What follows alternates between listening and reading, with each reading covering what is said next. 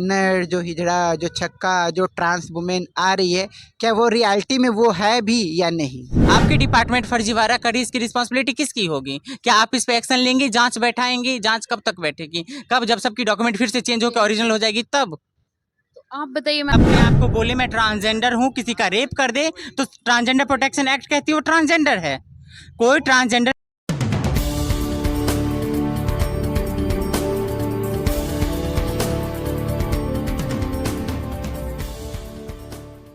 नमस्कार, मैं सोनम सिंह और अभी आप देख रहे हैं पटना दर्शन न्यूज। सबसे पहले मैं आपको बता दूं, कहा जाता है कि बिहार में या फिर इंडिया में कह सकते हैं ट्रांसजेंडर का मसीहा रेशमा प्रसाद को। सब लोगों ने ये नाम से काफ़ी अक्वेंटेड होंगे।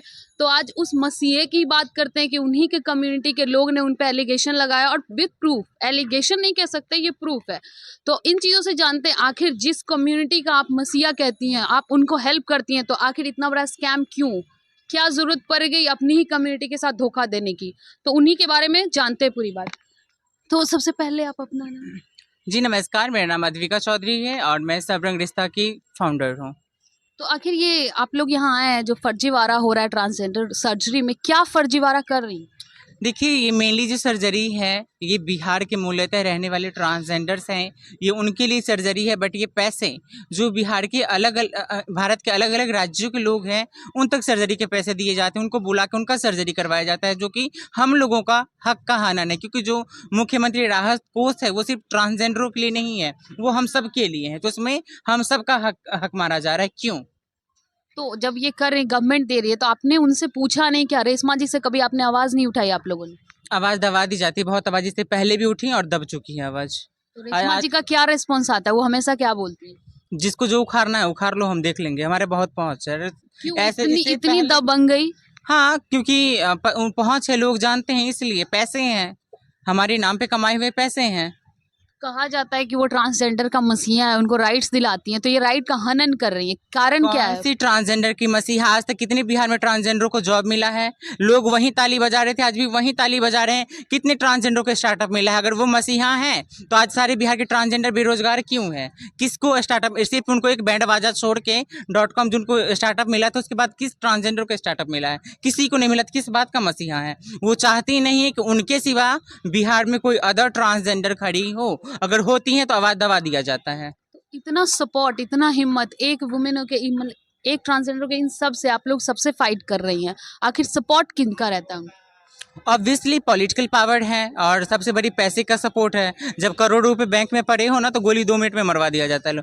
और हमारी कम्युनिटी में तो ऐसे बहुत कम लोग हैं जो पढ़े लिखे हैं, या जो पढ़े लिखे हैं उनको सामने आने देना नहीं चाहती हैं। ये बहुत सारे डरा धमका देती हैं, तब लोगों को पढ़ना नहीं है। अगर कोई एक दो खड़ी भी होती है तो या तो गोली मरवा दो, एक्सीडेंट करवा दो, या गलत चीज़ों में फंसा के जेल में करवा दो। ऐसा कभी उन्होंने किया है? बहुत बार किया है। तो आप लोग जो बोल रही हैं कि हमारे फैक्ट, अगर मुझे प्रोटेक्शन नहीं दी गई तो आने वाले कुछ दिन में मेरी भी लाश कहीं आपको पड़ी हुई मिलेगी। तो सी आपने सुना क्या होगा अगर आप लोग, जनता, सरकार, अगर आप लोग सपोर्ट नहीं देते हैं तो इनकी भी लाश कहीं पड़ी हुई मिलेगी। समझ रहे हैं इस बात का मतलब कि हम अपने जान पे खेल के आए, ये लोग अपने जान पे खेल के यहाँ पे आए हैं, तो इनकी आवाज़ तो सरकार और लोगों को भी सुननी चाहिए। तो आप लोग जो प्रूफ लेके आई हैं मैम, वो प्रूफ आप लोग थोड़ा सा दिखा सकती हैं? हाँ जी मैम, देखिए मेरे साथ फ्रॉड हुआ है और उसका प्रूफ मेरे पास है। मैंने सर्जरी के लिए 25,000 रुपये दी हैं और मेरे पास प्रूफ है। तो आप लोग अवगत नहीं थे कि इसका सरकार हम लोगों को देती है कुछ? नहीं, हम लोग को बताया ही नहीं जाता है। एक ट्रांस मैन ने अभी कंप्लेन किया था सचिवालय में कि मेरी सर्जरी के लिए 20,000 रुपये मांगे जा रहे हैं और मेरा सर्जरी नहीं हो रहा है, तो उसको हॉस्पिटल में घुस के धमकी दिया जाता है। धमकी सुनिए, हॉस्पिटल में घुस के धमकाया जाता है। रात में फोन आया था तो हम फिर चल गए खाना लेने। क्या बात हुआ दोनों में? बताए थे क्या?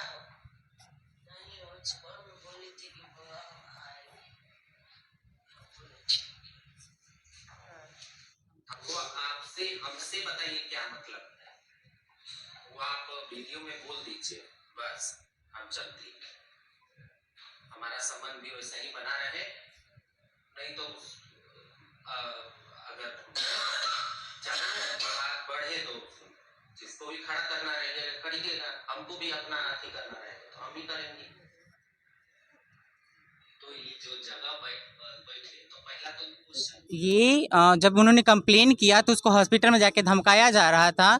ऐसी उसने बहुत सारी वीडियो दी हैं कि पेट फरवा देंगे, मरवा देंगे, क्या करोगे?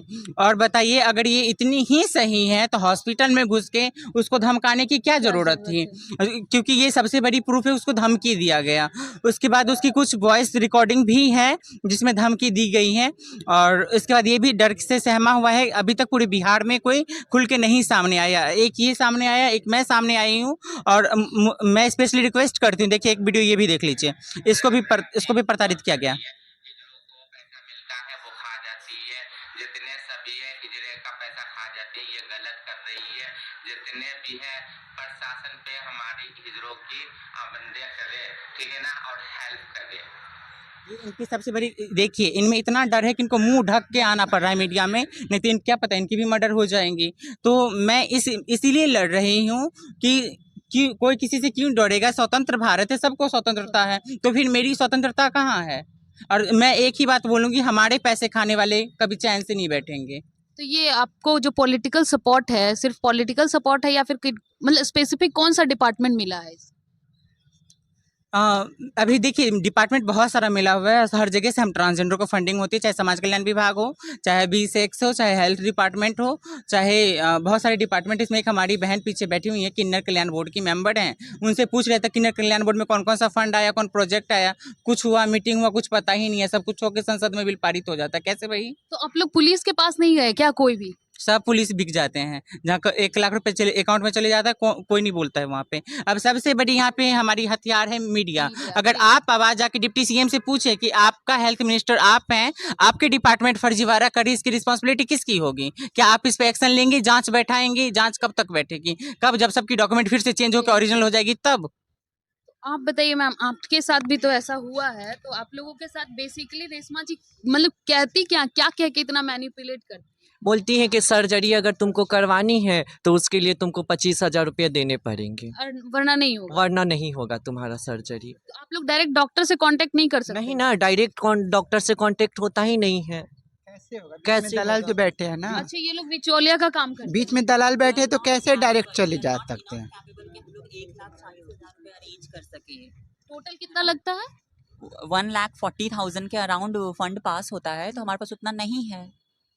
इसी के हाँ, इनके पास नहीं है, इस वजह से इनको देना पड़ा, और मुझे तो पता ही नहीं था कि पैसा भी मिलता है। तो आप लोग जिन लोगों ने भी करवाया, तो रेशमा जी को आप लोगों ने तो पैसा दिया होगा। तो जब बाद में इस स्कीम का पता चला, आप लोग जब पैसा का डिमांड किए, तो उनका क्या रिस्पॉन्स रहा? बस जिसको जो बताइए, क्या बोलूं? हाँ, जिनको जो उखाड़ना उखाड़ लो, इतना पैसा लगेगा। अगर तुम 25,000 रुपये दोगी तभी तुम जा सकती हो वहाँ ऑपरेशन के लिए, नहीं तो तुम नहीं जा सकती हो, वापस चली जाओ अपने घर। और सबसे पहले पैसा का डिमांड होता था कि हमें 25,000 रुपये दो, तभी तुम्हारा प्रोसेस शुरू होगा, कागज़ बनेगा। कागज बनता है, उसके लिए 25,000 रुपये लगते हैं। अगर तुम 25,000 रुपये दोगी तब तुम्हारा बिल पास होगा, नहीं तो नहीं होगा। क्या आपको पता है आपके दरवाजे पे जो उसके तरह कई लोग हैं जो आपके दरवाजे पे आ रहे, जो भीख मांगने आ रहे हैं, वो मर्द है। एक्चुअली में वो ट्रांस वुमेन है ही नहीं। क्या ये आपको पता ट्रांस है? वुमेन के नाम पे ये भी स्कैम चला रहे हैं? जी बिल्कुल होते हैं, कर रहे हैं लोग। आपके सामने रमेश बैठा है, आप मेरी फिजिकल टेस्ट कराओ, साइकोलॉजी टेस्ट कराओ, और उनका भी कराओ। हम नहीं कहते कि हम मिठे, हम अच्छे हैं, हम नहीं कह रहे हम कंप्लीट ट्रांस वुमेन है। आप मेरी भी साइकोलॉजी टेस्ट कराओ, चाहे फिजिकल टेस्ट कराओ। और सामने वाला रमेश है कि रेशमा है कि क्या है, पता नहीं उनका नाम, वो बिहार का है भी बंदा या नहीं है, ये तो आज तक मेरा घर सालिमपुरा है, ठीक है। ऐसे अभी जितने ट्रांसजेंडर लोग कहते हैं कि हम तो आम के खोर से नहीं निकले, हम भी उसी माँ के कोख से पैदा लिए। तो कोख से पैदा लिए तो आपका आइडेंटिटी होगा ना, एड्रेस होगा ना, रियल होगा ना, फेक तो नहीं होगा। आप कभी वेरिफिकेशन किए हैं कि ये ट्रांसजेंडर वाकई में यहाँ पैदा हुई भी है या नहीं है? उनकी बात की नहीं कह रही, वो देवाड़िया हुआ, यूपी में हुआ, कहाँ हुआ हमको नहीं पता, लेकिन ये पता करने का काम आप लोगों का है, आप लोगों का काम है। जो भी ट्रांसजेंडर आप लोग के पास आते, वो रियल में ट्रांसजेंडर है भी या ट्रांसजेंडर के भेष में मर्द है? तो ऐसा कितने वुमेन या मेन को बहुत है। मैं किन किन का नाम लूँ? पहला तो आपका रमेश का, रेशमा का क्या नाम है पता नहीं है, 2 बच्चे का बाप भी है, ठीक है। आप साइकोलॉजी, एक सेकेंड, आप किसी का भी कोई भी आपके पास आते हैं तो पहले आप उसकी आइडेंटिटी कार्ड लो, आप रियल पता करो क्या वो इसका आइडेंटिटी ये राइट भी है या रॉन्ग है, ठीक है। आइडेंटिटी आजकल फेक भी बनता है, आधार कार्ड। बताइए वो बहुत खुद एक आधार कार्ड फेक बन रहा है। अब बनवा रहे कौन? हमारे के बीच में के लोग बनवा रहे। किस लिए? तो दो पैसा फायदे के लिए आप बैठे लोग बैठे। सबका ID कार्ड होता है। देखिए मैम, एक हम लोग की टीजी कार्ड होती है, ठीक ना। अगर हम टीजी कार्ड बनवा लेती हैं तो उससे वो नहीं होता है कि हाँ हम एक ट्रांस वुमन ही हूँ, ठीक पहले ना। उसका वेरिफिकेशन किया जाए, ये कंप्लीट हाँ, है भी या और नहीं। वो इनफैक्ट इतना घटिया सिस्टम है कि कोई मर्द अपने आप को बोले मैं ट्रांसजेंडर हूँ, किसी का रेप कर दे तो ट्रांसजेंडर प्रोटेक्शन एक्ट कहती है वो ट्रांसजेंडर है। कोई कोई भी मर्द या कोई भी औरत जाके अपने आप को ट्रांसजेंडर पोर्टल पे रजिस्ट्रेशन करता है तो उसको ट्रांसजेंडर सर्टिफिकेट मिल जाता है विदाउट वेरिफिकेशन कि वो ट्रांसजेंडर है। वो कल किसी को रेप कर दें, अब पुलिस जाए तो हम तो ट्रांसजेंडर, हमारे पास सर्टिफिकेट है। आप इसके बारे में क्या कहना चाहेंगे? जबकि इस पे पूरी वेरिफिकेशन होनी चाहिए हर किसी की। हम कहाँ के पैदा हुए हैं और सच्चाई है भी या नहीं है। वो कहते गोरिया टोली का, गोरिया टोली उसका क्या एड्रेस है? हम सालिमपुरहरा के, अभी आप जाइए मेरे मोहल्ले में और मेरे बारे में पूछिए हम क्या हैं या नहीं हैं। हम वहाँ के वासी हैं भी, वहाँ के पैदाइशी है भी कि नहीं। इसी तरह सभी लोग का इंक्वायरी होना चाहिए अच्छे से। तो वो कैसे इतना बड़ा चेन बना ली, इतना बड़ा चेन इस तरह से? पैसा फेंको तमाशा देखो, दुनिया का तो एक खेला है भैया। पैसा फेंको तमाशा देखो, मेहनत करने वाले बैठे रह जाते हैं और जो 3-5 करने वाले हैं वो आगे बढ़ जाते हैं। एनजीओ का नाम ही है निकम्मा, घुसखोर, ओवरचोर। एनजीओ का तो नाम ही है। ये निकम्मल होते हैं, घुसखोर होते हैं, ओवरचोर होते हैं। तो ये बताए आप एट लास्ट आप लोग क्या डिमांड करते हैं मेरी सरकार से? डिमांड सरकार से यही है कि जो भी अपने आप को ट्रांस वुमेन कहती है, ट्रांस मैन कहते हैं, उन पे भी इंक्वायरी अच्छे से होनी चाहिए। ये कंप्लीट ट्रांस वुमेन है भी या नहीं है, ट्रांस मैन है भी या नहीं है। और जो अभी जितने लोगों के बिहार के सरकारी फंड से सर्जरी हुई है सबका डॉक्यूमेंट वेरिफिकेशन इमीडिएटली होना चाहिए। क्या गवर्नमेंट वेरिफिकेशन तब करेगी जब सबका डॉक्यूमेंट फिर ओरिजिनल कर दिया जाएगा। पैसे के बदौलत यहाँ सब कुछ हो सकता है, इतना हम जानते हैं। तो प्लीज टाइम रहते हुए जल्दी से जल्दी इस पे सबका वेरिफिकेशन हो, सत्यापन कराया जाए। और जो ना है उस सबको बिहार की सरकार जेल में डालें क्योंकि वो लोग जेल के लायक के निवेदन है। जो भी कोई भी लोग कह रही है कि हम ट्रांस वुमेन है, पहले इंक्वायरी की जाए कि वो ट्रांस वुमेन कंप्लीट है भी या नहीं। तो देखा आपने इनका क्या डिमांड था, रियल डिमांड था, जेन्यून था। डर भी है इनको कहीं ना कहीं अपने जान का, बट स्टिल हिम्मत लेके इन्होंने काम किया। जो लोग भी देख रहे हैं इनको प्लीज सपोर्ट करिए, आपका सपोर्ट बहुत इंपॉर्टेंट है। अब मैं आपसे विदा लेते हुए कैमरा पर्सन शिवानंद पांडे।